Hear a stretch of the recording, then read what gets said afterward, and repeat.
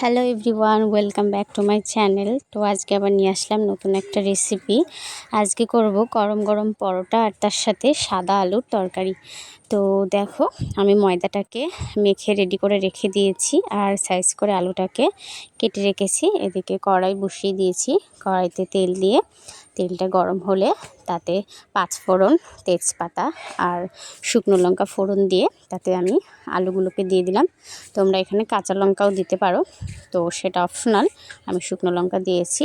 তো একটু সামান্য পরিমাণ লবণ দেব, তারপরে ভালো করে ভেজে এতে জল দিয়ে দেবো। এতে আমি হলুদটা ব্যবহার করিনি, কারণ এটা সাদা আলুর তরকারি হবে। এরপর দেখো, আলুটা হয়েই গেছে। আর এদিকে আমি পরোটাটাকে গোল গোল করে বেলে রেখে দিয়েছি। তো আগে কোনো দিন করিনি, কেমন হবে জানি না। তো চলো দেখি কেমন হয়। তো এদিকে কড়াইটা বসিয়ে দিয়েছি, তার মধ্যে অল্প তেল দিয়ে একে একে করে পরোটাকে আমি ভেজে নেব।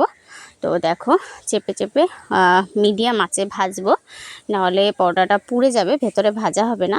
তো সেই জন্য আস্তে মিডিয়াম আঁচে দিয়ে একে একে ভেজে পরোটাগুলোকে আমি তুলে নিয়েছি। এদিকে দেখো, আমার আলুর তরকারিটাও রেডি করে রেখে দিয়েছি আর পরোটাটাও ভাজা হয়ে গেছে।